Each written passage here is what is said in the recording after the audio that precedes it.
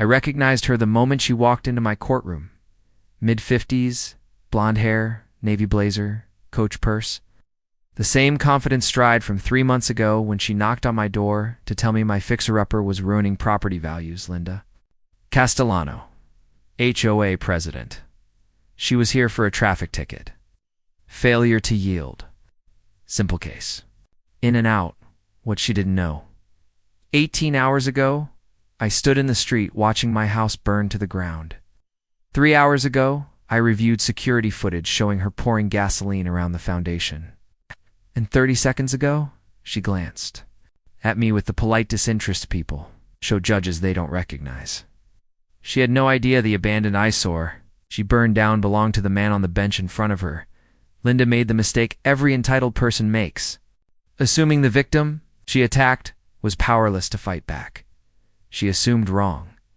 This is the story of how an HOA president walked into my courtroom the morning after committing arson and realized too late she'd burned down a judge's house. 8 years in prison. $780,000 in restitution, all because she never asked one question.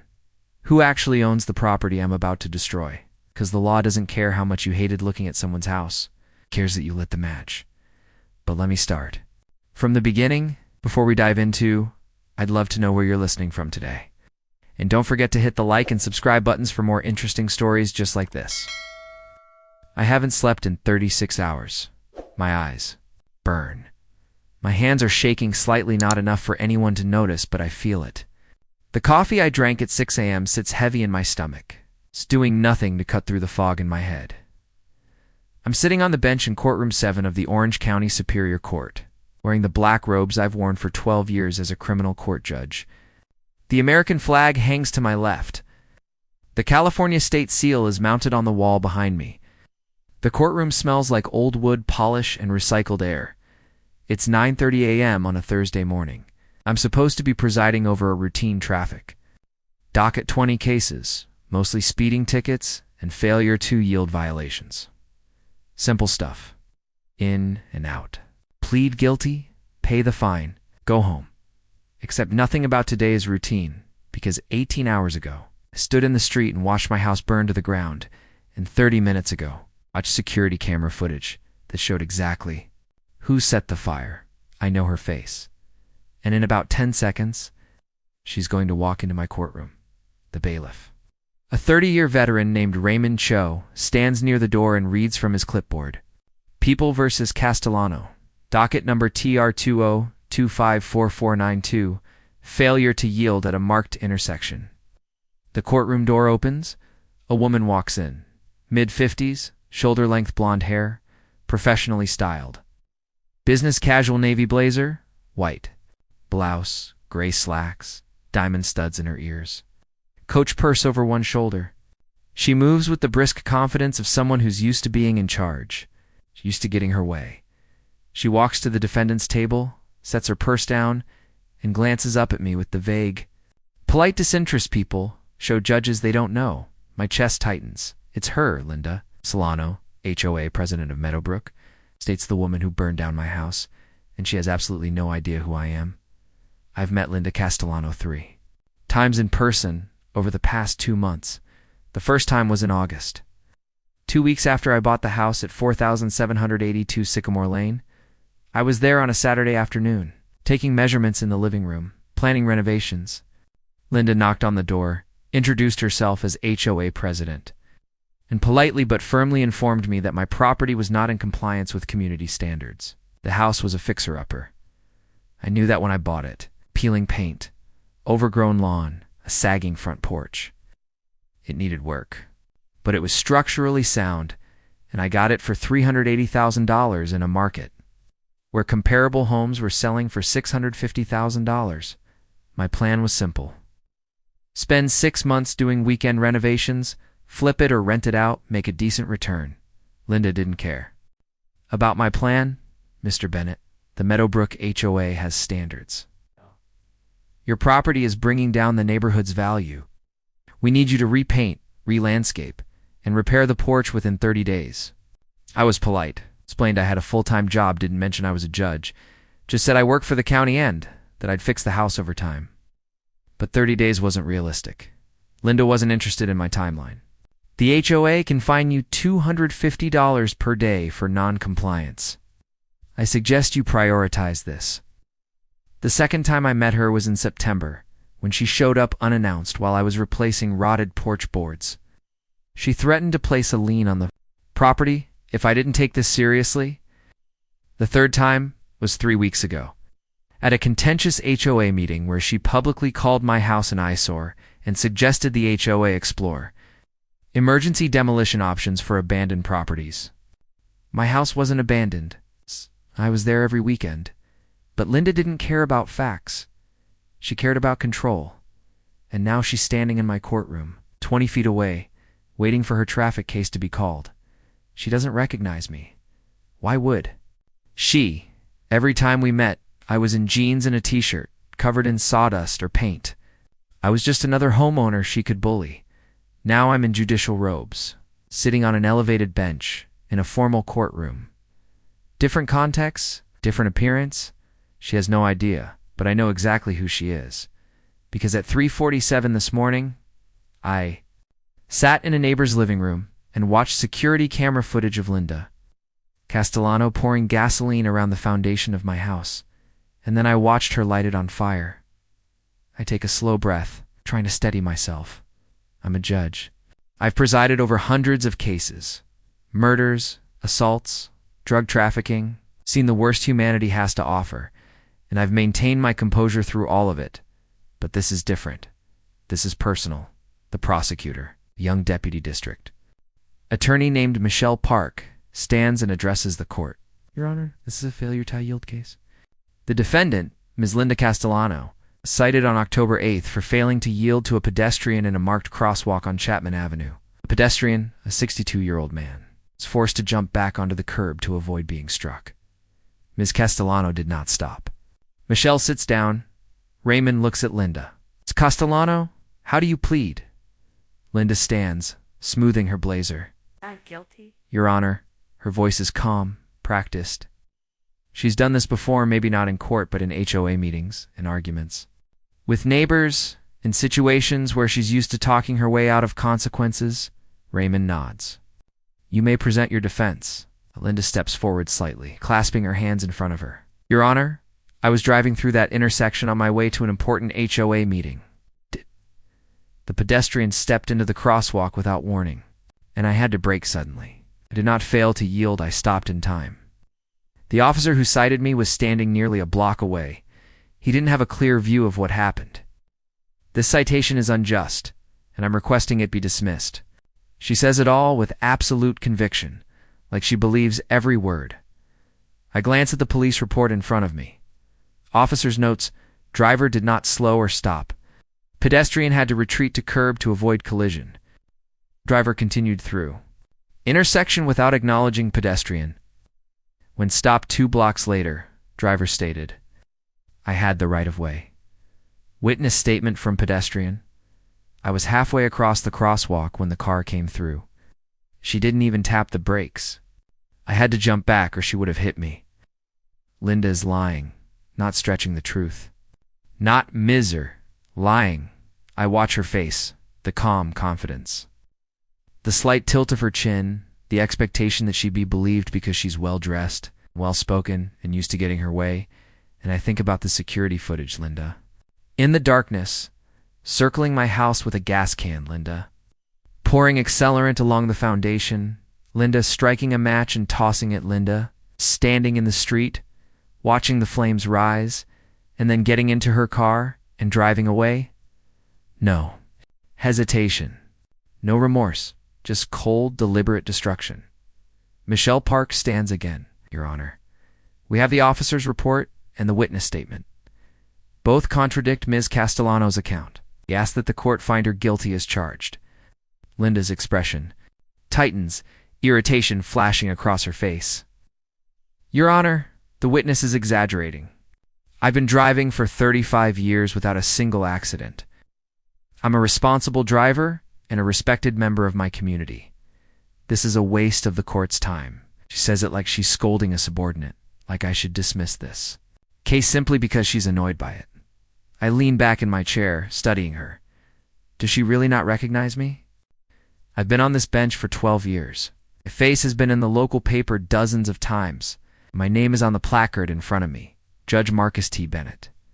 But Linda's not looking at the placard. Blada said she's looking past me, waiting for me too. Agree with her. Dismiss the case. Let her go, because that's what she expects. That's what entitled people always expect. I lean forward slightly. Miss Castellano. She straightens. Yes, Your Honor. Have we met before? Her brow furrows just slightly. No, Your Honor, I don't believe so. Are you certain? Yes. I think I'd remember meeting a judge. I pause, letting the silence stretch. Castellano, are you the president of the Meadowbrook Estates Homeowners Association? Her expression shifts confusion, then surprise. Double quotes, yes? How did you know that? And do you know who owns the property at 4782 Sycamore Lane in Meadowbrook? Linda's face changes. The confidence drains. Her mouth opens slightly, then closes. That's an abandoned property, an eyesore. The owner to fix it for months, she stops. Realization dawns slowly like ice cracking. Her eyes widen, her face goes pale. Wait, are you? I own that property, Ms. Castellano. The courtroom goes completely silent. Raymond, standing near the door, glances at me sharply. Michelle Park's pen stops. Mid-dash note. The court reporter's fingers hover over the keys. Linda stares at me, frozen. I keep my voice calm, controlled, judicial. And Ms. Castellano? That property burned to the ground last night. Arson investigators are treating it as a criminal case. Linda's hands start to shake. She grips the edge of the defendant's table. Your Honor, I didn't know Ms. Castellano. I'm recusing myself from this traffic case due to a clear conflict of interest. This matter will be reassigned to another judge. I look at Raymond. Bailiff, please escort Ms. Castellano out of the courtroom.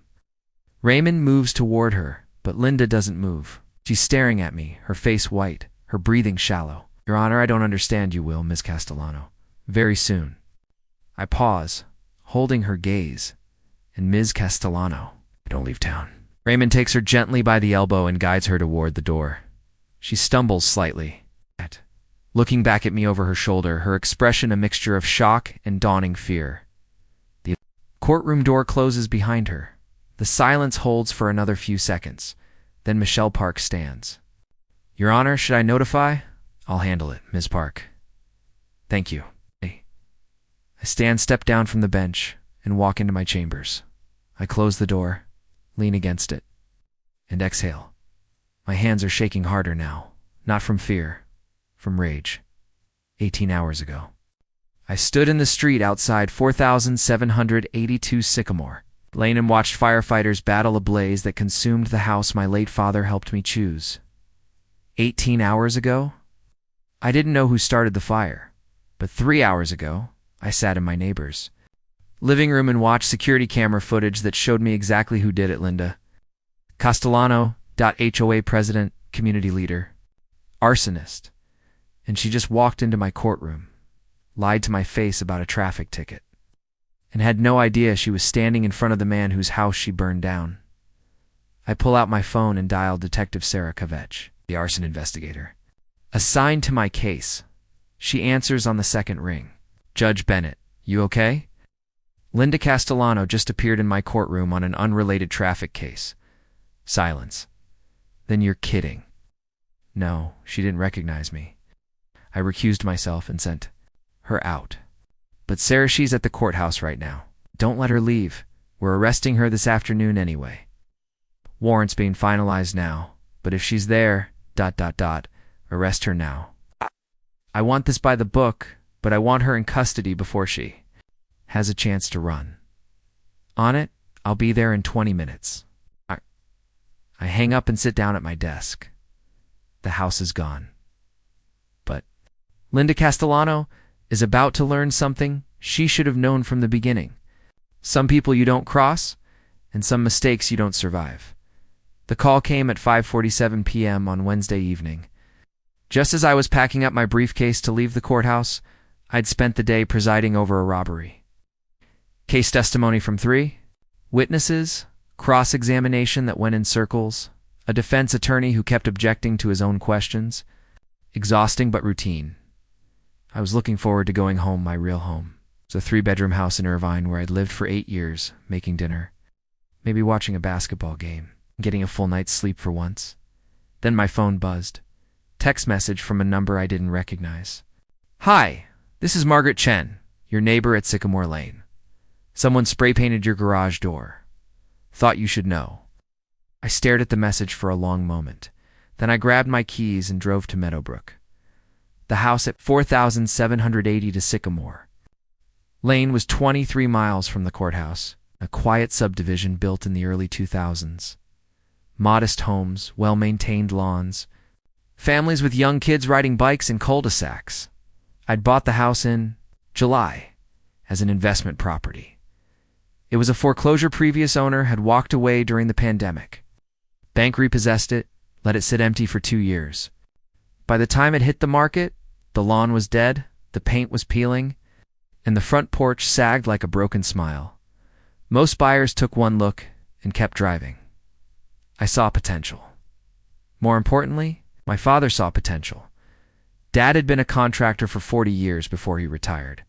He'd built half the homes in Anaheim in the 1980s, taught me how to swing a hammer when I was 8, spent weekends helping me renovate my first house while I was in law school. When I told him I was thinking about buying a fixer-upper as an investment, he came with me to look at properties. We walked through 6 houses together. He hated 5 of them. Bad foundation, electrical's a nightmare. A roof's gonna cost you 30 grand. We walked through 4,782 Sycamore Lane. Dad spent an hour in the crawl space, the attic, the garage. He checked joists, tested outlets, inspected the roof shingles. When he came down from the attic, he was smiling. This one's solid. "Marcus, bones are good. Everything else is cosmetic. You could flip this in 6 months and make 100 grand easy." "You think so?" "I know so. And if you want help on weekends, I'm available." We bought the house a week later for $380,000. Dad helped me draw up a renovation plan, new paint inside and out. Replace the porch, re-landscape the front yard.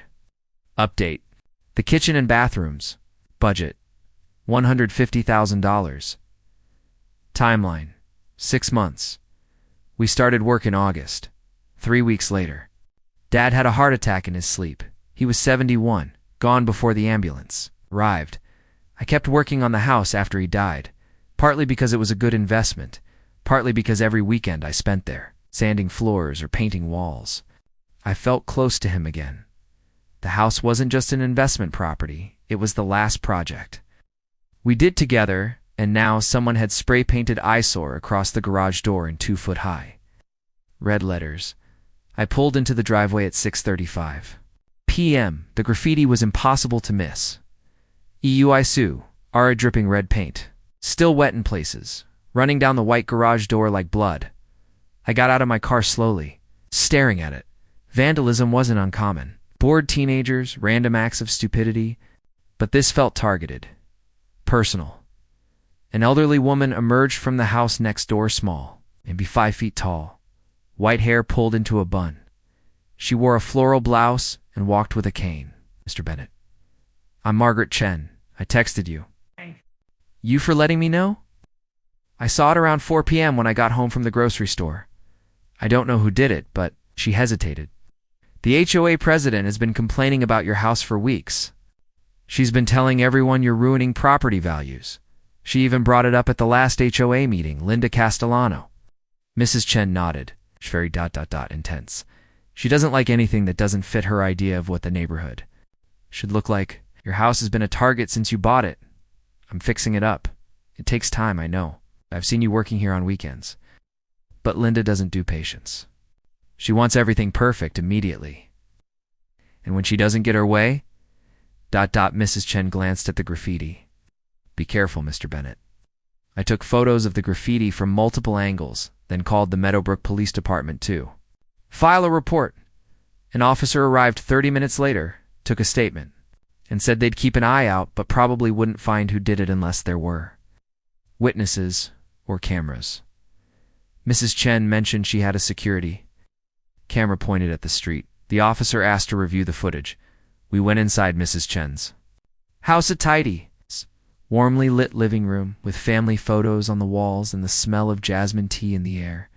She pulled up her security camera app on her iPad. The footage showed a dark blue Honda Civic pulling up to my house at 3:47 p.m. A figure in a hoodie got out, spray-painted the garage door in under 2 minutes, and drove away. The license plate was visible for a few frames, but blurry. The officer took down the details and said he'd follow up. I thanked Mrs. Chen, drove home to Irvine, and collapsed into two. Bed at 10 p.m., exhausted, frustrated, but not worried. Graffiti was a misdemeanor. Annoying. But not dangerous? I'd paint over it on the weekend. I fell asleep thinking about what color to repaint the garage door. The phone call came at 2:47 a.m. I jerked awake, fumbling for my phone in the darkness. Unknown number, I answered, my voice thick with sleep. Hello? Mr. Bennett, this is Captain Rodriguez with the Orange County Fire Department. Your property at 4782 Sycamore Lane is on fire. You need to come immediately. Was out of bed before he finished the sentence. How bad? The structure is fully involved. We're doing what we can, but you need to get here now. I threw on jeans and a shirt, grabbed my keys, and ran to my car. The drive to Meadowbrook took 17 minutes. I could see the smoke from 2 miles away. When I turned onto Sycamore Lane, the street was chaos. 3 fire trucks, 2 ambulances, a police cruiser blocking the road. Neighbors in pajamas and robes standing on the sidewalk, watching. In my house, my father's last project. The place I'd spent every weekend for 3 months was engulfed in flames. Orange. Fire poured out of the windows. Black smoke billowed into the night sky. The roof was collapsing inward, sending up showers of sparks. Firefighters were spraying water from 2 angles. But it wasn't enough. The house was gone. I parked on the street and got out, moving toward the scene in a daze. A firefighter stopped me. Sir, you need to stay back. That's my house. Are you? Marcus Bennett. Yes. He waved over a man in a white helmet. Captain Rodriguez. I assumed Rodriguez was in his 50s, suit-streaked face, calm authority. Mr. Bennett, I'm sorry. We got the call at 2:34 a.m. By the time we arrived, the fire had already spread to the attic and main structure. We're doing everything we can, but the house is a total loss. I watched a section of the roof cave in, sending up a column of flame. How did this start? Rodriguez's expression darkened. That's the thing, Mr. Bennett. Our initial assessment suggests this fire started in multiple locations simultaneously. Front porch, garage, and back deck all ignited. Around the same time? That's not accidental. We're treating this as potential arson. Arson. Someone had set my house on fire, deliberately. Who would we don't know yet. Arson investigators will be here in the morning to sift through the scene. But Mr. Bennett, if you have any enemies, anyone who's threatened you, you need to tell us now. I thought about the graffiti, the spray-painted word, eyesore. I thought about Linda Castellano at the HOA meeting, calling my house a blight on the community. But I didn't have proof, just suspicion. I'll cooperate fully with the investigation. Rodriguez nodded. We'll be in touch. I stood on the sidewalk for the next 2 hours, watching firefighters battle a blaze that had already won. By 4:30 a.m., fire was out. What remained of 4782 Sycamore Lane was a blackened, skeleton-charred beams, collapsed walls. Ash thought the garage where my father and I had stored tools was gone. The living room, where we'd planned the renovation, was gone. The kitchen, where he'd joked about teaching me to install cabinets the right way, was gone. Everything gone. Mrs. Chen appeared.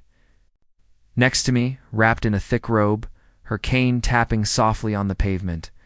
Mr. Bennett, I'm so sorry. I couldn't speak. I just nodded. I have security cameras, she said quietly. They're motion activated. They might have caught something. I turned to her. Can we check? Of course. We went back to her living room. The fire investigator, a woman named Detective Sarah Kvetch, came with us. Mrs. Chen pulled up her security footage on the iPad, scrubbing backward through the timeline. 2:34 a.m., fire trucks arrive. 2:31 a.m., flames visible. Neighbors starting to emerge. 2:15 a.m., smoke rising from the house. 1:47 a.m., nothing. 1:23 a.m., car pulls up. Mrs. Chen stopped the footage. Dark sedan looked like a Toyota. Camry parked on the street in front of my house. Two figures got out. The streetlight illuminated them clearly. Woman, mid-50s, blonde hair, a younger man, late 20s. Tall, athletic build, Linda Castellano, and someone who looked like her son-eyed. Seen him at the HOA meeting, standing behind her, nodding along with everything she said. I watched, frozen. As they circled the house, the younger man carried two red gas cans. Linda directed him, pointing at the porch, the garage, the back deck. He poured liquid around the foundation. Dark trails glistening in the strillage. Linda pulled something from her pocket.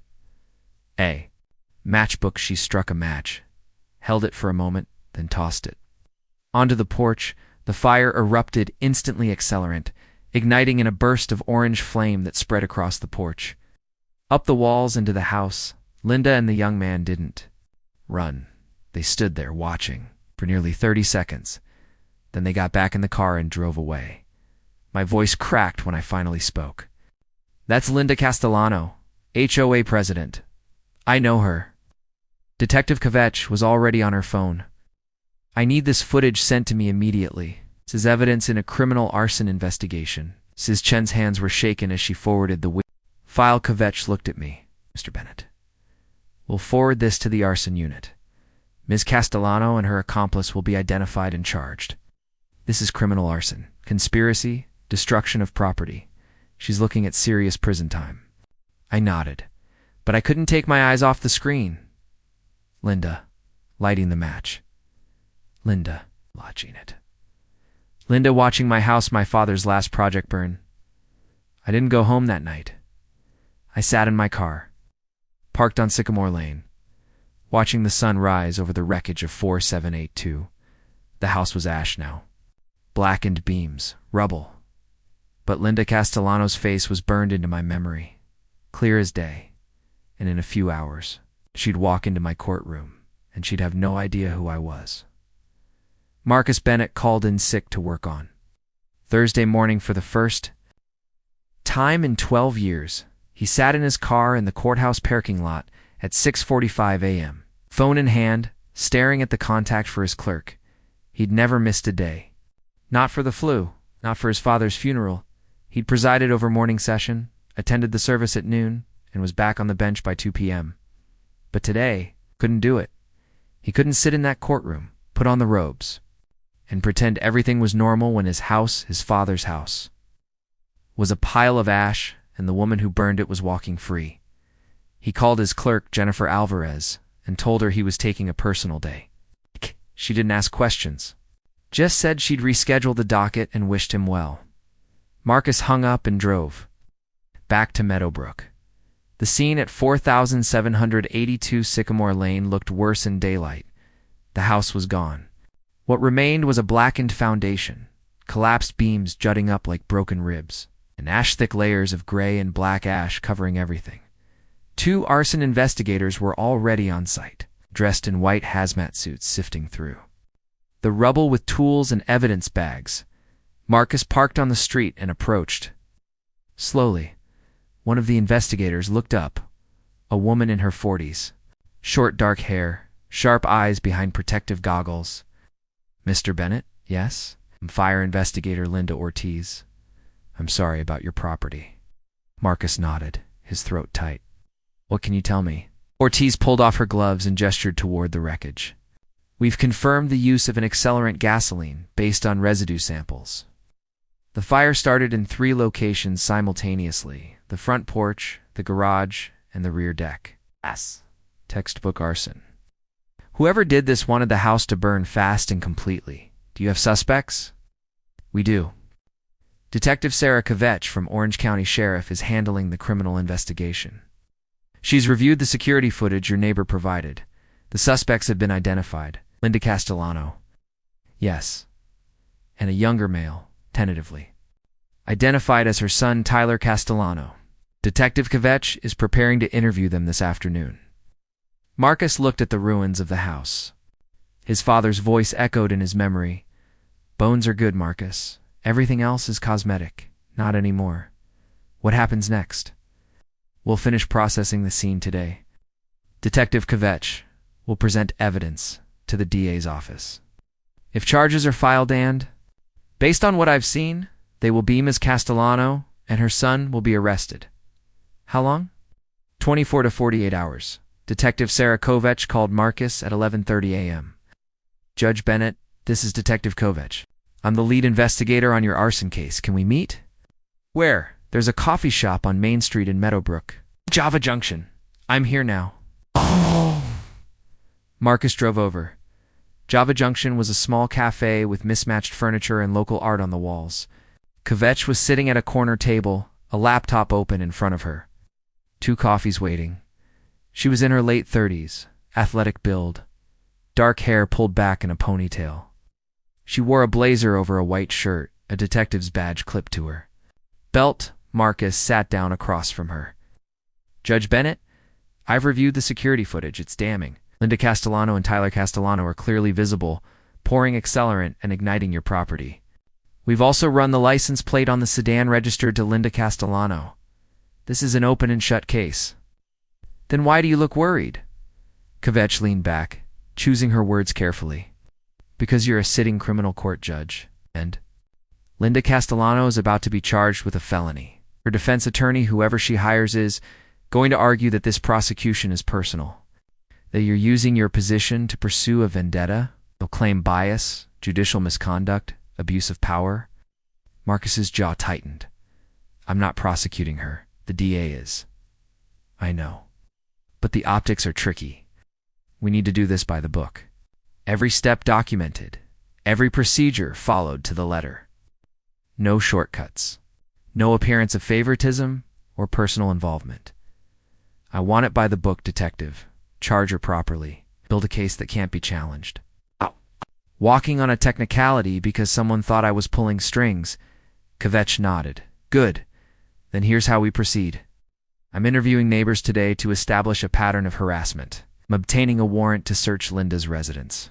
For evidence, accelerants, clothing, electronic communications, and I'm bringing in Tyler Castellano for questioning. If he flips on his mother, we'll have a confession to go with the video. Do you think he'll flip, young guy? First offense facing serious prison time because his mom dragged him into a felony? Yeah, I think he'll flip. Kvetch spent the afternoon interviewing neighbors. She knocked on 12 doors along Sycamore Lane and the surrounding streets. 9 people answered, and all 9 had stories about Linda Castellano, Robert and Susan. Kim, 2 doors down from Marcus's property. Linda's been obsessed with that house since Mr. Bennett bought it. She brought it up at every HOA meeting, called it an eyesore, said it was ruining property values. At the September meeting, she actually proposed an emergency demolition clause. For abandoned properties? Was Mr. Bennett's property abandoned? No, we saw him there almost every weekend, working on it.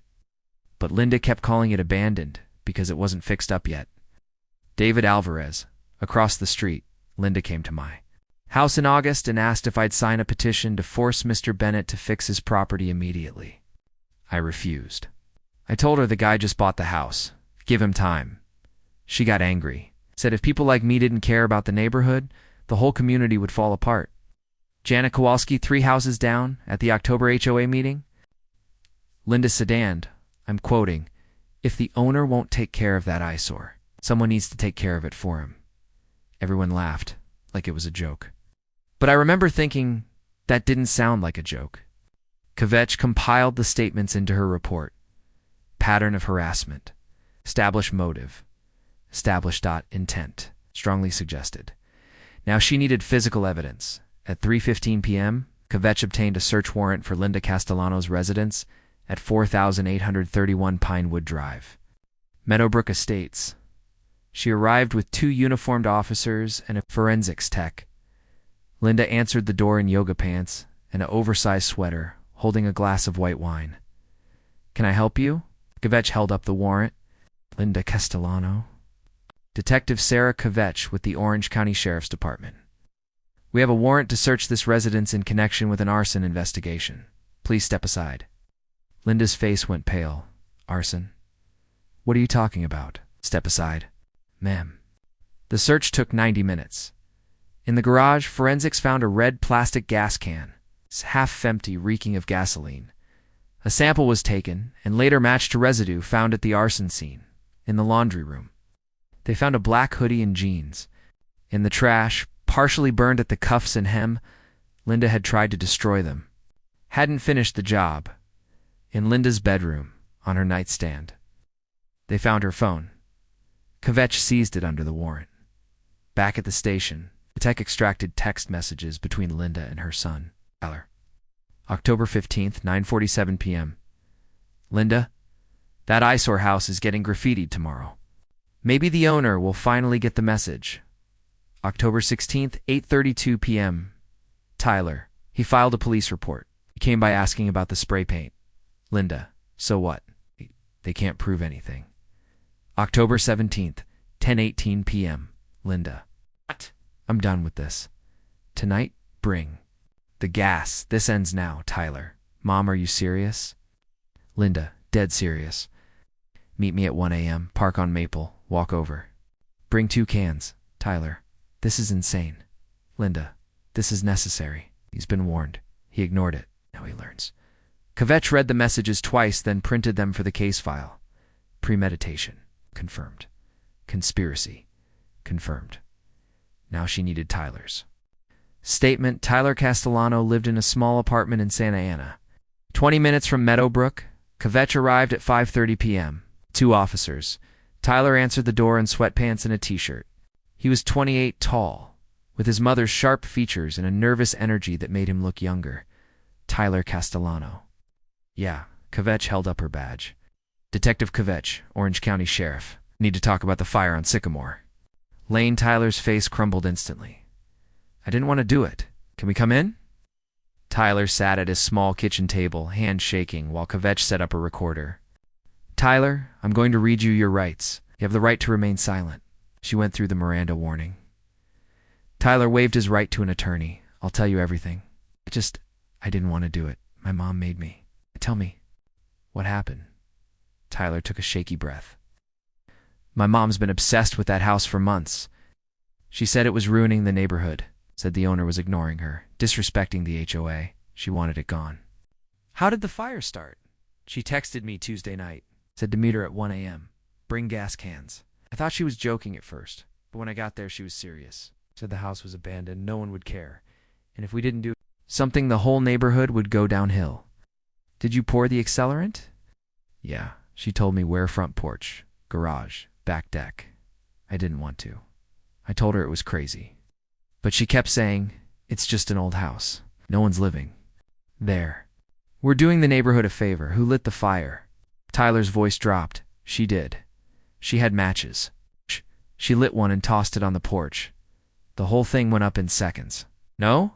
The house wasn't abandoned? No, I swear. My mom said it was empty, said the owner had left it to rot. I didn't know someone actually owned it. I didn't know he stopped, his voice breaking. I didn't know it belonged to a judge. Kvetch leaned forward. You know now? Yeah, my mom just told me this afternoon. She called me, freaking out, saying, the owner showed up in court this morning and recognized her. She said he's a criminal court judge. She said we're screwed. Tyler, your mother committed arson. You helped. That's a felony. You're looking at 5 to 10 years in prison. Put his head in his hands. I know. But if you cooperate, if you testify against your mother, the DA might offer you a deal. Reduced charges. Lighter sentence. Tyler looked up, tears in his eyes. I'll testify. I'll tell them everything. Ty didn't want to do this.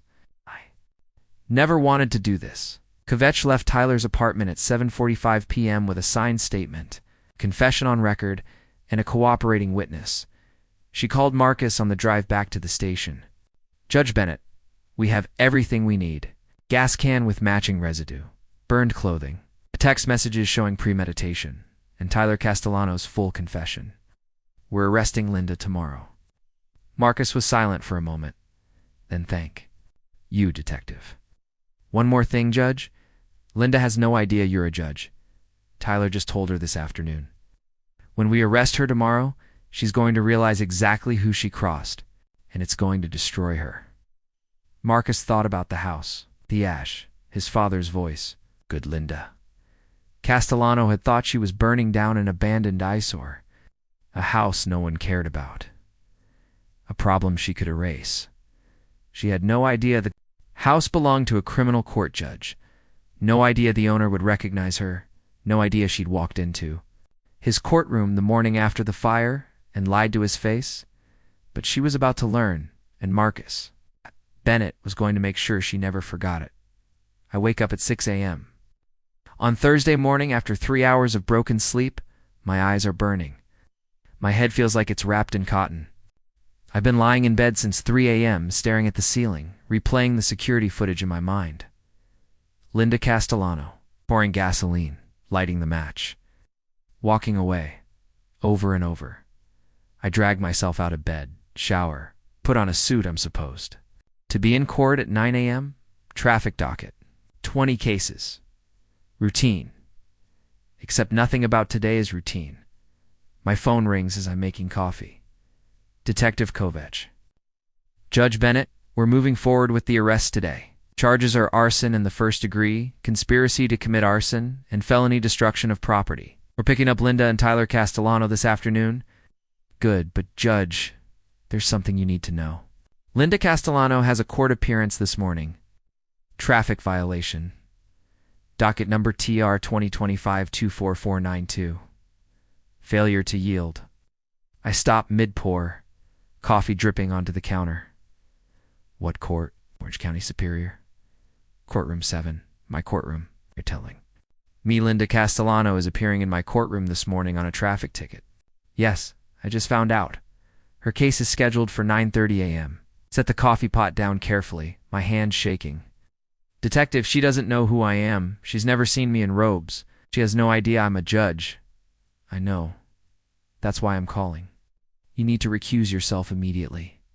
If you preside over her case EIV in a traffic case, her defense attorney will claim bias, judicial misconduct, abuse of power. It'll taint the arson prosecution. I know the rules, detective. I'll recuse. But Judge, when you recuse, she's going to figure it out. She's going to realize you're the owner of the house she burned. And she's going to panic. I think about Linda's face in the security footage, the casual cruelty. The match tossed without hesitation. Let her panic. We'll be ready. After she leaves the courthouse, we'll arrest her in the parking lot. She won't get far. Good. I hang up and finish making coffee. Then I drive to the courthouse. I arrive at 7:45 a.m., and go straight to Chief Judge Patricia Marino's chambers. Pat's been on the bench for 20 years, longer than anyone in the courthouse.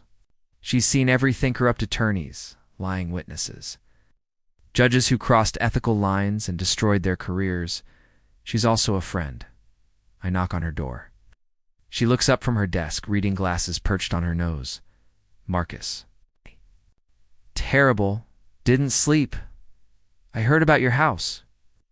I'm so sorry. I sit down across from her.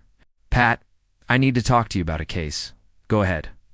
The arson investigation identified the suspect, Linda Castellano, HOA president from Meadowbrook. She and her son burned down my house 2 nights ago. Detective Kovach is arresting them this afternoon. Pat sets her glasses down. Jesus, Marcus. There's a complication. Linda has a traffic case on my docket this morning. She doesn't know I'm a judge. She's going to walk into my courtroom in 2 hours. Pat leans back, processing. You're recusing yourself. Of course, but when I do, she's going to realize who I am. Detective Kovach is going to arrest her in the parking lot immediately after. Marcus, you need to stay completely out of this. Recuse from the traffic case. Don't preside over the arson case when it's filed. Don't talk to the DA. Don't involve yourself in any way. Let the system handle it. I know. Do you? Because if Linda's defense attorney can argue that you influenced the prosecution, indirectly it could derail the case. Pat, I'm not going to touch the arson case. I just want to see her face when she realizes what she did. Pat studies me for a long moment. You're allowed to be angry, Marcus, if your house burned down. But don't let anger make you careless. Won't good? Now go recuse yourself from that traffic case before you create a mess. I walk into courtroom 7 at 9:15 a.m. My clerk, Jennifer Alvarez, is already at her desk organizing files. Judge, are you feeling better? Getting there? Listen. Jennifer, there's a case on the docket this morning. People v. Castellano. Traffic violation. I need to recuse myself before it's called. Jennifer frowns. Conflict of interest? Yes, just noted in the record. The case will be reassigned to another judge. Okay, anything else? No, proceed as normal. I put on my robes, take the bench, and start calling cases. Speeding ticket, guilty. Fine, red light violation. Not guilty, dismissed. Parking in a fire lane, guilty, fine. At 9:30 a.m., bailiff Raymond Cho calls the next case. People versus Castellano. Docket number TR 202-54492. Failure to yield at a marked intersection. The courtroom door opens. Linda Castellano walks in. And I see her for the first time since I watched her burn down my house. She's dressed in business casual navy blazer, her white blouse, gray slacks. Her blonde hair is perfectly styled. She carries a Coach purse over one shoulder. She walks to the defendant's table with the confident stride of someone who expects to win. She glances up at me briefly, the same polite, disinterested glance defendants give judges they don't know. No recognition. She has no idea who I am. My heart is pounding. I keep my voice steady. I let the prosecutor present the case. I let Linda plead not guilty. I let her lie about the pedestrian, about her driving record, about her standing in the community. And then I ask the question, Miss Castellano, have we met before? She looks confused. No, Your Honor. I don't believe so. You're the president? Of the Meadowbrook Estates Homeowners Association? Her face changes. Confusion shifts to surprise. Double quotes. Yes. How did you know that? And do you know who owns the property at 4782 Sycamore Lane? She freezes. That's an abandoned property. An eyesore. The HOA has been trying to get the owner to fix it. She stops. Realization dawns. Her face goes white. I own that property, Miss Castellano, and it burned down 2 nights ago. The courtroom goes silent. Linda stares at me, mouth open, unable to speak. I'm recusing myself from this case due to a conflict of interest. Bailiff, please escort Miss Castellano out of the courtroom. Raymond moves toward her. Linda doesn't move. She's frozen, staring at me. Miss Castellano, I say quietly. Don't leave town. Raymond takes her by the elbow and guides her out. The door closes behind her. I stand. Step down from the bench and walk into my chambers. I pull out my phone and call Detective Kvetch. She's at the courthouse now. Parking lot. Don't let her leave. We're already here. Linda Castellano walks out of the courthouse at 10:07 a.m. She's moving fast. Heels clicking on the pavement. Purse clutched tight to her side. She's panicking. She reaches her car. Black Cadillac Escalade and fumbles with her keys. Detective Kvetch steps out from behind a parked SUV, flanked by 2 uniformed officers. Linda Castellano. Linda spins around. What? Kvetch holds up her badge. I'm Detective Sarah Kvetch, Orange County Sheriff's Department. You're under arrest for arson in the 1st degree, conspiracy to commit arson, and felony destruction of property. Linda's face goes from pale to red. This is insane. The judge is abusing his power. He's targeting me because of the HOA. Oh. Kvetch steps closer, her voice calm and professional. Judge Bennett didn't order this arrest. Ms. Castellano, I did. Based on security camera footage showing you and your son pouring gasoline around his property and setting it on fire. Based on forensic evidence recovered from your garage, based on text messages recovered from your phone, and based on your son's full confession, Linda's mouth opens, but no words come out. Turn around and put your hands behind your back. My son Tyler didn't. Tyler confessed. Ms. Castellano. He told us everything. How you planned it. How you told him to bring the gas. How you lit the match. Linda's legs buckle slightly. One of the officers catches her by the arm. Kvetch cuffs her. You have the right to remain silent. Anything you say can and will be used against you in a court of law. You have the right to an attorney. ... double quotes. Linda starts crying. Not quiet. Tears loud, gasping sobs. I didn't know he was a judge. Kvetch guides her toward the patrol car. It doesn't matter who he is, Miss Castellano. You burned down someone's house. That's arson. That's a felony. And you're going to prison for it. Linda is placed in the back of the patrol car, still sobbing, mascara running down her face. Kvetch closes the door and walks back toward the courthouse. She sees me standing at the window of my chambers. Watching, she nods once. I nod back. Tyler. Castellano is arrested at his apartment in Santa Ana 30 minutes later. He doesn't resist. He's been expecting this since his confession. He's cuffed, read his rights, and taken to Orange County Jail at the booking station. He asks the officer, "Is my mom here?" She's 2 cells down. Tyler closes his eyes. Can I talk to her? No. He's booked on the same charges: arson, conspiracy, felony destruction of property. Bail is set at $500,000 each. Neither Linda nor Tyler can afford it. They remain in custody that night. I sit in my living room, my real home, the one in Irvine, with a glass of whiskey I don't drink. I keep thinking about Linda's face in the courtroom, the moment she realized, the moment everything came crashing down. She'd thought she was burning down an abandoned eyesore, a house no one cared about, a problem she could erase. She had no idea it belonged to a judge, no idea the owner would recognize her, no idea that 18 hours later, she'd walk into his courtroom and lie to his face. And now, she's sitting in a county jail cell, facing 8 to 10 years in prison. Her son's in the cell 2 doors down, facing 5. And in 3 months, when the trial happens, I'll be sitting in the gallery, watching another judge sentence her. I'll watch her realize fully, finally, that some mistakes you don't come back from, that burning down a house because you didn't like how it looked wasn't just arson. It was the end of her life as she knew it. Linda. Castellano wanted to erase an eyesore. Instead, she erased her freedom, and I'm going to make sure she never forgets it. The trial of people. Linda Castellano began on a cold Monday morning in January. 3 months after her arrest, Courtroom 4 of the Orange County Superior Court was packed. Neighbors from Meadowbrook Estates filled the gallery, along with reporters from 3 local news stations and a handful of curiosity seekers who'd read about the case online. Judge Patricia Moreno presided, a formidable presence in black robes, gray hair pulled back in a tight bun, sharp eyes that missed nothing.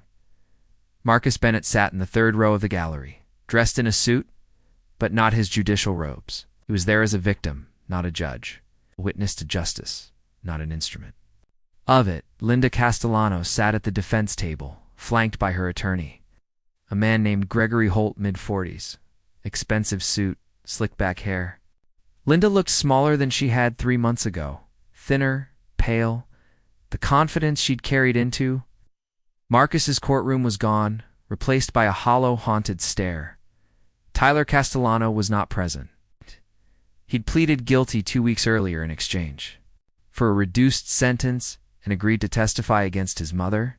The prosecution was led by Deputy District Attorney Rachel Kimmerly, 30s, sharp, efficient.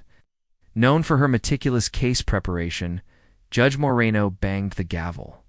The people are ready to proceed. Rachel Kim stood. Yes, Your Honor. Defense Gregory Holt stood. Yes, Your Honor. Then let's begin. Rachel Kim's opening statement was concise and devastating. Ladies and gentlemen of the jury, this is a case about arson. It's a deliberate, premeditated arson. On the night of October 17th, 2025, the defendant, Linda Castellano, and her son, Tyler Castellano, poured gasoline around the home of Marcus Bennett at 4782 Sycamore Lane. They ignited it, and they watched it burn to the ground. This wasn't an accident. This wasn't a mistake. This was a calculated act of destruction, motivated by anger, entitlement, a belief that the defendant could do whatever she wanted without consequences. Over the next few days, you will see security camera footage of the defendant committing this crime. You will hear testimony from arson investigators. You will read text messages where the defendant planned the fire. And you will hear a confession from her son, who will tell you, in his own words, that his mother orchestrated this crime. The evidence is clear. The defendant is guilty. She sat down. Gregory Holt stood for the defense. Ladies and gentlemen, my client made a terrible mistake. But it was not the crime the prosecution is describing. Linda Castellano is a respected member of her community, a mother, a grandmother, a woman who has spent years serving her neighborhood as HOA president. She genuinely believed that the property at 4782 Sycamore Lane was abandoned. A public safety hazard, a breeding ground for rodents, a fire risk, a blight on the community. She acted out of concern, not malice. She should have contacted authorities. She should have followed proper procedures. But she did not wake up that night thinking, I'm going to commit arson. She thought she was solving a problem. That doesn't make it right, but it makes it understandable. It makes it something less than the premeditated felony the prosecution wants you to believe. He sat down. Marcus clenched his jaw. Abandoned Linda had known the house wasn't abandoned. She'd met Marcus there. She'd sent him emails. She'd seen him working on weekends. And now her attorney was lying to a jury, trying to rewrite the truth. Prosecution's case was methodical and overwhelming. Exhibit 1. Security camera footage. Rachel Kim played the video on the courtroom monitors. The jury watched in silence as Linda and Tyler Castellano circled Marcus's house in the darkness, pouring gasoline, lighting the match, and driving away. One juror, a woman in her 60s, put her hand over her mouth. Exhibit 2. Forensic evidence. Fire. Investigator Linda Ortiz testified. The fire started in 3 locations simultaneously. Gasoline residue was found at all 3 ignition points. This is textbook arson. Whoever did this wanted the house to burn completely and quickly. Exhibit 3. Physical evidence from Linda's home. Detective Sarakovich testified. We recovered a gas can from Ms. Castellano's garage. The gasoline inside matched the residue found. At the crime scene, he also recovered partially burned clothing from her trash clothing she wore the night of the fire. Exhibit 4. Text messages. Rachel Kim displayed the messages on the monitors. Tonight, bring the gas. This ends now. The jury leaned forward, reading. He's been warned. He ignored it. Now he learns. One juror shook his head. Exhibit 5. Tyler Castellano's testimony.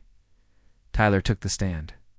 Wearing an orange jumpsuit, his hands cuffed in front of him, he looked at his mother once and looked away. Rachel Kim asked Tyler on the night of October 17th, did you and your mother set fire to the house at 4782 Sycamore Lane? Yes. Whose idea was it? My mom's. Did she tell you the house was abandoned? Yes. She said no one lived there. She said it was an eyesore, and we were doing the neighborhood a favor.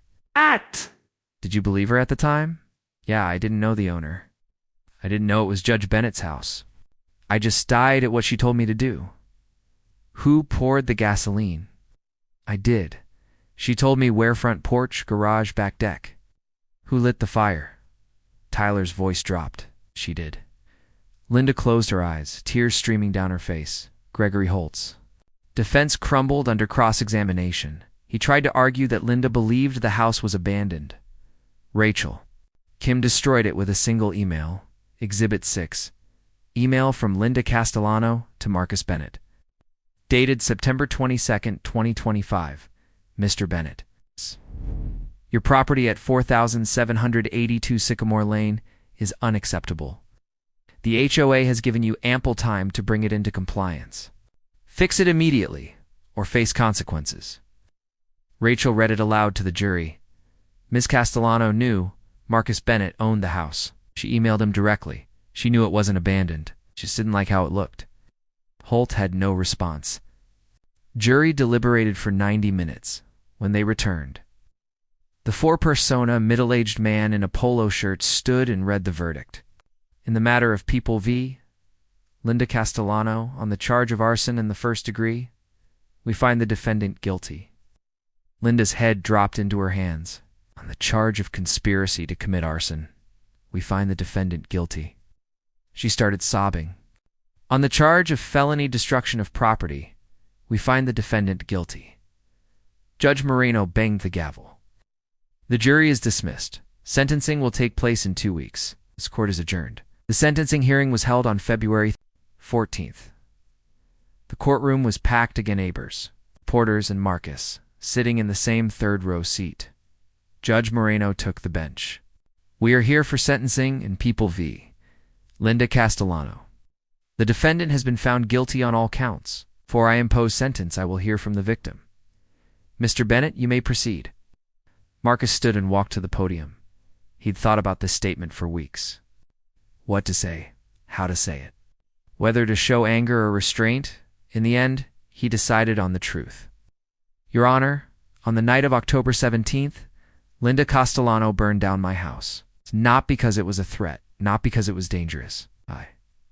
Because she didn't like how it looked. She decided that her aesthetic preferences, her idea of what the neighborhood should be, mattered more than my property, my rights, and the law. She didn't ask if I had insurance. She didn't care if anyone was inside. She didn't consider the consequences. She just acted, because she felt entitled to. Marcus paused, his voice steady but heavy with emotion.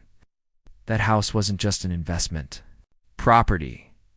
It was the last project I worked on with my father before he died. He helped me choose it. He drew up the renovation plans. He spent weekends there with me, teaching me how to do things the right way. When Linda burned it down, she didn't just destroy a building. She destroyed something I could never get back.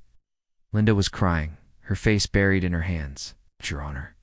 Linda Castellano committed arson because she was inconvenienced, because fixing the problem legally would have taken too long, because she believed she was above the rules. And I want this court to send a message that no one, no matter how respected, how well-connected, how entitled they feel, is above the law. Marcus sat down. Gregory Holt stood for the defense. Asked, Your Honor. My client is a first-time offender. She's no criminal record. She's been a pillar of her community for 20 years. She made a terrible mistake one. She regrets deeply. But she's not a danger to society.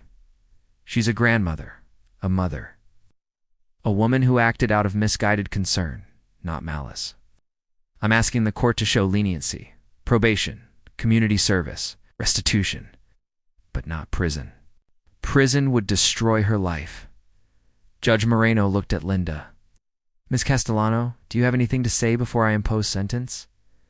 Linda stood, shaking, tears streaming. Your Honor, I'm so sorry. I made a terrible mistake. I didn't mean... Did you pour gasoline around Mr. Bennett's house? Yes. But did you light the match? Yes, but I thought you could burn down someone's property because you didn't like how it looked. That's not a mistake, Miss Castellano. That's arson. Judge Moreno opened the sentencing guidelines. Miss Castellano, you committed premeditated arson. You involved your son, dragging him into a felony that will follow him for the rest of his life. You showed no remorse until you were caught. You spent 3 months in custody blaming Judge Bennett, claiming he manipulated the system, refusing to take responsibility. The guidelines for arson in the first degree are clear, and the law does not care how respected you were in your community. It cares that you burned down someone's house. She turned to the clerk. I sentence Linda Castellano to 8 years in the California Department of Corrections. Tyler Castellano, who cooperated with the investigation, is sentenced to 5 years. Both defendants are ordered to pay restitution in the amount of $780,000 to Marcus Bennett, covering the replacement value of the home, lost equity, and emotional damages. A permanent restraining order is issued prohibiting both defendants from contacting Mr. Bennett or entering Meadowbrook Estates.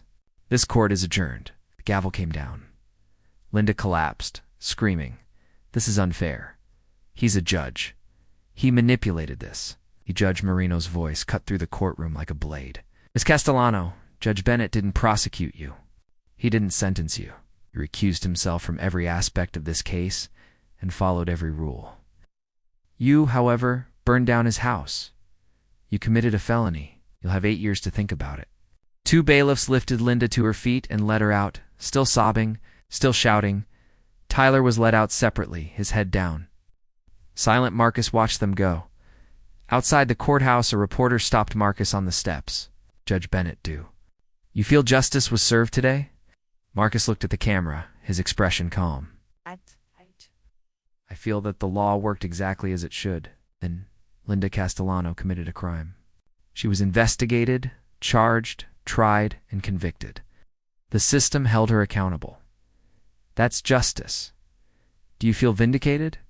I feel that my house is gone, and no sentence will bring it back. But I also feel that no one, no matter who they are, should be able to burn down someone's property and walk away. He walked to his car and drove away. 6 months later, Marcus stood on the empty lot at 4782 Sycamore Lane, watching a construction crew break ground on a new house. Same location, better design, 2-story, modern craftsman style, energy-efficient windows, solar panels on the roof. Mrs. Chen walked over from her house carrying a glass of lemonade. Mr. Bennett, you could have bought somewhere else. After everything that happened, Marcus took the lemonade, smiling. No, this is my property. Linda Castellano doesn't get to. Take that from me. She's in prison now, isn't she? It's 8 years. She'll serve at least 6 with good behavior. Mrs. Chen nodded. Good. Some people need to learn the hard way. The house was completed 8 months later. Marcus rented it to a young family, husband, wife, 2 kids. They loved it. He drove by sometimes just to see the lights on in the windows, the kids playing in the yard. It wasn't his father's house anymore, but it was still his, still standing, still proof that Linda Castellano's fire hadn't won. Linda Castellano had wanted to burn down an eyesore. She'd wanted to erase a problem instead.